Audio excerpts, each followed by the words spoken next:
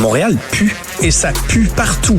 Partout, là, dans tous les quartiers. J'entends déjà les gens rire dans leur voiture. Tout le reste n'est que fumisterie. Donc, on veut un monde qui sent l'eau de Javel. Un monde blanc, blanc, blanc, blanc, blanc, sans défaut. Rémi Villemure. Bon, je suis extrêmement intriguée parce que ça fait 48 heures que Rémi Villemure me tense comme ça, un petit peu me niaise un peu en disant, écoute Sophie, il y a un sujet, je vais t'en parler, mais peut-être pas tout aujourd'hui, je vais t'en parler demain. Et ça a l'air complètement hilarant. J'ai tellement hâte. Bonjour Rémi Villemure. Bonjour Sophie Durocher. Alors qu'est-ce qui est arrivé, c'est qu'il y a un an, moi je suis toujours sur YouTube, je regardais une vidéo et il y a eu une publicité et moi j'ai le réflexe d'ignorer dès que le petit bouton noir s'affiche sauter, comme ça. Là, ouais. Et j'ai sauté alors qu'il se passait quelque chose d'absolument formidable sous mes yeux et je m'en doutais bien. J'avais vu quelqu'un qui disait « Je fume parce que c'est de la faute des autres ». Et là, j'avais cliqué, puis je m'étais dit « Mais c'est quoi cette affaire-là? » Et là, un an plus tard, la pub est revenue dans ma face, et là, cette fois-ci, je l'ai regardée jusqu'au bout. Alors, voici ce que c'est. C'est un projet qui s'appelle le projet Inspirant. C'est une initiative, et là, je les cite, qui vise à entamer un dialogue, drôle de phrase quand même déjà, là, mais au sein des communautés 2E. Ça, c'est les deux esprits. OK. Esprit que c'est compliqué. Indigiqueer, queer et trans, OK? Une initiative visant donc à entamer un dialogue autour de quoi? Autour du tabagisme, du vapotage et des utilisations traditionnelles du tabac. On sait que les jeunes raffolent du calumet, hein? Non, pas du tout. Bien sûr. Donc là, moi, je me suis dit... Indigiqueer, déjà, moi, j'ai aucune idée. C'est quoi tes queer puis tes... Indigène, j'imagine? Mon Dieu, mais c'est bizarre. Je savais même pas qu'on pouvait encore ça doit être... C'est parce qu'en anglais, autochtone se dit indigenous. Mais on peut pas vraiment le traduire parce qu'indigène en français, ça se dit pas. Oui, mais là, déjà, je me suis dit que c'est dommage parce que moi, par exemple, je suis aromantique. Je sais pas si tu le savais, je suis aromantique et intersexué puis je suis pas admis au Comment ça se fait que t'es pas là? Mais c'est ça. Je me dis ça a l'air d'être scandaleux. Ça a l'air d'être un dialogue très inclusif, puis déjà, il m'exclut en partant. Donc, il y a déjà ça. C'est financé par quoi, là, cette initiative-là? Parce qu'il y a toujours de l'argent, puis beaucoup d'argent derrière ça. Oui. C'est l'Université de Toronto, la Société canadienne du cancer et l'Agence de la santé publique du Canada.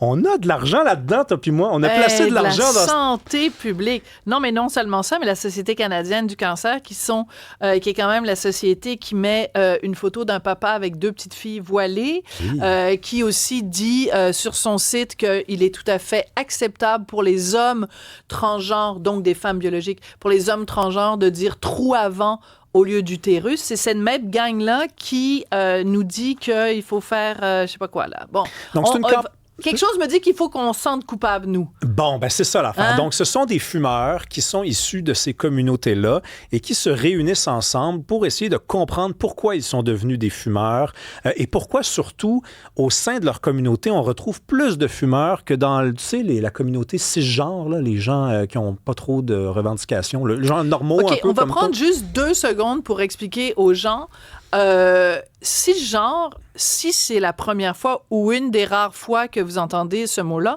ce sont les personnes transgenres qui nous forcent à nous définir comme étant cisgenre. Mais moi, je refuse cette étiquette-là. Oui, voilà. Ben, c'est J'ai ça. pas à me définir par rapport aux personnes transgenres. Je suis qui je suis. Je refuse l'étiquette cisgenre. On a un petit extrait de ces témoignages. On va écouter ça si tu veux bien. Oui, donc il n'y a pas vraiment de son, mais en fait... il n'y a pas de son? Non, c'est ça. Donc c'est une personne là, je sais pas, là, on n'a pas le droit de dire qu'est-ce que c'est que cette personne-là, mais elle dit quoi? Elle dit le fait que j'ai fumé pour la première fois dans ma vie, en fait, c'est parce que, qu'est-ce qu'elle dit? Le fait que les gens supposent mon identité m'a amené à fumer une cigarette pour la première fois. OK, alors c'est important de mentionner qu'en effet, la personne qu'on voit qui apparaît à l'écran et qui dit le fait que les gens supposent mon identité, je t'avoue, honnêtement, je regarde cette personne-là, j'ai aucune idée quelle est son identité. Oui, tout à fait. Mais justement, c'est peut-être pour ça aussi. Donc, il y a des gens qui ont assumé ça. Cette personne est micro-agressée quand on assume soit que c'est un gars ou que c'est une fille, alors que manifestement, cette personne ne veut être identifiée ni comme un gars ni comme une fille. Donc, c'est ça qui l'amène à fumer. Oui. Donc là, moi, c'est ça que j'avais vu il y a un an, puis j'avais cliqué trop vite, puis je me doutais bien que c'était un truc débile de ce genre-là. Donc, quelqu'un qui se victimise totalement et surtout qui se déresponsabilise. Hein? Donc, on découvre qu'il y a des gens qui fument, puis que c'est de la faute des autres. Hein? Oui, parce que qui dit victimiser, dit culpabiliser. Parce que s'il y a une victime, il y a un coupable. Donc, qui est coupable? Les gens qui ont pris pour acquis que quelqu'un de non-binaire appartenait à un des deux sexes, mâle ou femelle, et ça... Ah, mais ça, c'est blessant. Ça, c'est pas bien. Ça peut mener jusqu'au tabac. Donc, on le sait maintenant. Et pourtant, on nous dit sur le site que, c'est ça, le lien, l'objectif, c'est de faire le lien entre l'usage du tabac et la commercialisation coloniale du tabac, mais on veut surtout pas La commercialisation, ils disent ça, la commercialisation coloniale. Et ça, c'est payé avec nos taxes, oui, tout à avec fait. l'Agence de la santé publique. Ils utilisent ce vocabulaire, la commercialisation coloniale. Ouais. Je savais qu'on allait se taper sur les cuisses, mais j'avais pas mesuré à quel point. Ben, puis ils disent, on n'est pas dans le jugement. Non. On veut pas, tu sais, pointer du doigt quelqu'un, sauf que c'est quand même de ma faute si tu fumes, bébite. Je sais pas, tu sais, qui est dessus, mais c'est de ma faute si tu fumes. C'est incroyable. Je pensais qu'on n'était pas dans le jugement. Je pensais qu'on se tenait un petit peu debout, qu'on prenait chacun un peu nos responsabilités. Non. Et donc, on a d'autres messages comme ça. Il y a celui-là. On a aussi des gens qui disent, bon, ça, c'est l'initiative qui parle là où nous sommes la cible de marginalisation, d'inégalités socio-économiques et de discrimination. C'est ce qu'on appelle le stress minoritaire. Donc, c'est pour ça qu'on fume plus que les cisgenres. Le stress minoritaire. Voilà. Et autre chose aussi, Sophie, je t'ai dit, on allait rire, on va rire. L'industrie du tabac cible les personnes queer et trans. Cible. Attends. L'industrie... Non, répète-le, parce que vraiment, c'est savoureux. L'industrie du tabac cible les personnes queer et trans. Petit rappel quand même. J'ai jamais vu une campagne de publicité de quelque compagnie que ce soit qui cible les gens queer ou trans. Qu'est-ce que c'est ça, cette affaire-là? Au-delà de ça, c'est-à-dire qu'une compagnie, tu sais, cours d'économie 101, là, une compagnie qui veut faire de l'argent ne cible pas 1% de la population. Puis ça, je suis généreux, là. Hein, queer et trans, ça doit faire 1% de la population, là, ou à peine. Les dernières statistiques de Statistique Canada, je pense que c'est 0,03%. Bon, mais tu vois, regarde, j'étais très, trop généreux. Donc, tu penses qu'une industrie aussi profitable que l'industrie du tabac ciblerait 0,3% de la population? Non.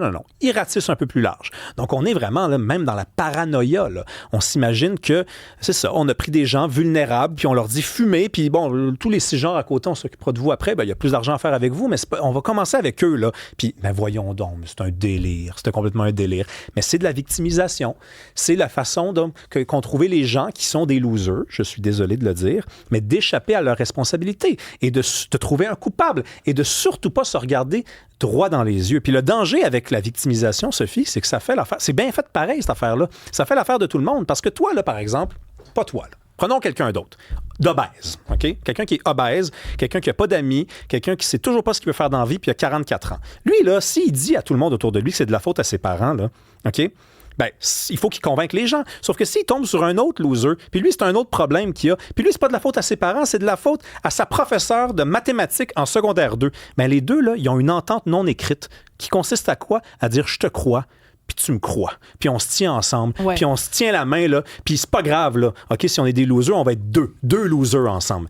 Ça, c'est un gros danger, ça, dans une société. Ça, tu peux plus tirer les gens par le haut. C'est-à-dire qu'en fait, le parallèle que tu fais, c'est si tu décides à un moment donné de fumer, c'est quand même ton choix. Pas mal, ouais. Donc, après, parce qu'on est d'accord qu'avant, à une certaine époque, il y avait en effet des campagnes partout pour la cigarette. Honnêtement, maintenant, tu les vois où, les publicités de cigarettes?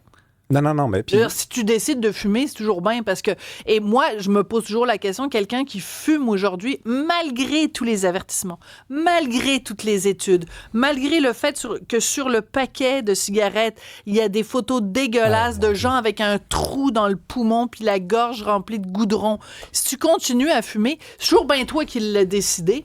Viens pas commencer à blâmer que c'est parce que t'es ci puis t'as été micro-agressé puis tout ça. À un moment donné, ça devient Ben non, puis je veux dire, moi, je sais pas pour toi, Sophie, mais moi, j'ai même un malaise là, quand je vois des gens qui poursuivent des compagnies de tabac puis qui attendent des années avant. Tu le savais, là. Peut-être pas dans les années 40, là, mais aujourd'hui, là, par exemple, t'as commencé à fumer dans les années 90, tu t'en doutais un tout petit peu quand même que tu te dirigeais plus rapidement que les autres vers le salon funéraire, vers le cimetière. Ou alors, tu le savais, mais t'as choisi de l'ignorer. Tu sais, la notion de libre arbitre, je pense qu'il y en a quelques-uns qui ont raté leur cours de philosophie et qui ont oublié ce que c'était que le libre arbitre. Très contente de savoir que notre argent public sert à financer ça. Merci beaucoup, Rémi. Je savais qu'on allait rigoler. Je pensais pas qu'on allait rigoler autant. Alors, si ça vous horripile ce genre de culpabilisation, ben continuez à nous écouter parce qu'on aime ça les dénoncer. Merci et à demain.